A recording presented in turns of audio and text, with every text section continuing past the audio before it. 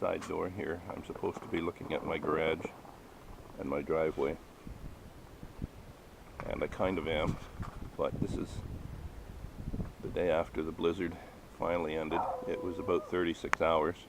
We'll just turn you around here. That snowbank there, or drift I guess, as you can see, is quite a ways up my door. My snowblower is inside there, so I've got to dig that part right there out to get my snowblower out into to get it into action. This guy here is, now when I look at this,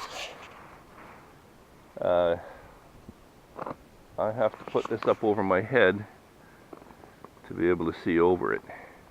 In fact, it's look at this, where the dog is sitting here. That drift went right across here. We walked across it a couple times now. I've cleaned out the snow at the back part there just with a backhoe. This is your snow shovel. These things are privately owned. This isn't belong to some construction company or anything. This is the one that cleans out the end of my driveway and this driveway here, which can't reach up here because of the electricity, the hydro wires. But we actually walk up and look at this thing. This is actually a continuation of the one from my garage door. And it goes all the way across the driveway up against the side of the house. There's actually a window behind there.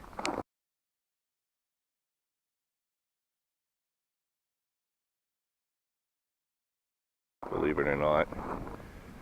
And it goes across the front of the house. It's higher than the window. This is a raised bungalow.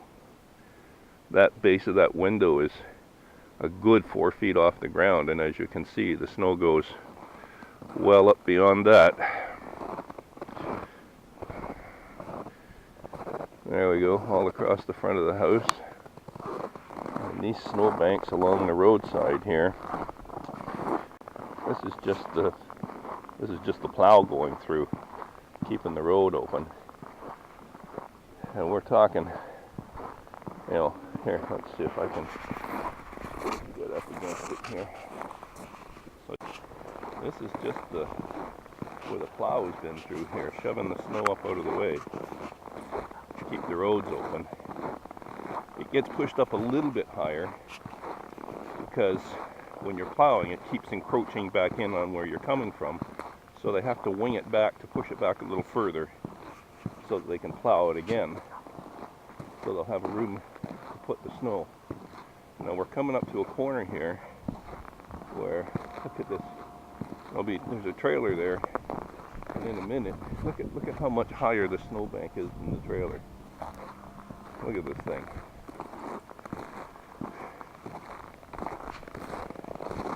I should have had that is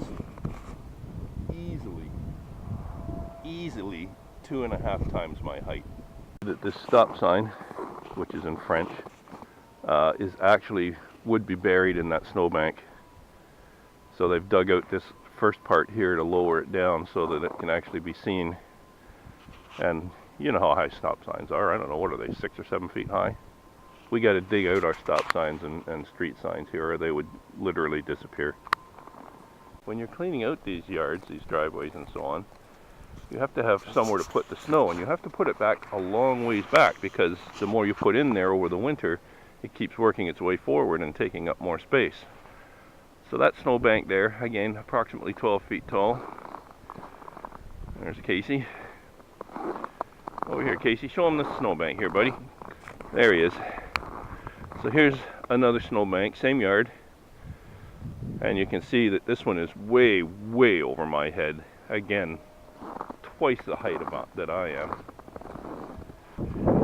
These are just the snowbanks from the plow. Now they've had to wing this back here. And the reason they did that, it's not that there's any houses, as you can see. Oops, hands are getting cold. But the drifting from the field here is just open enough that if those banks were left, 6 or 7 feet high, the drifting would completely close the road off in just a matter of hours, because we always have wind here. There's never a time when there isn't some wind here. They got to keep winging these things back with a great big grater that comes down through here, and they lift the blade up about 3 feet high off, 4 feet high off the road level, and they wing that snow back and actually push these snow banks right back into the field. You can see there's a pile back there where they've done some of that, a little bit more over here. So there you go.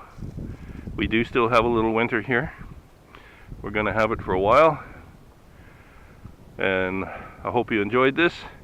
Just a bit of an insight to how other people live in different parts of the world. I want to thank you for coming along. If you did enjoy it, if you found it interesting, please hit the like button. And if you know anybody else who might like to see what it's like up here in the far north of Ontario in Canada, please share it with them. And y'all have a great day. I'm going to go get a hot coffee. We'll see you again.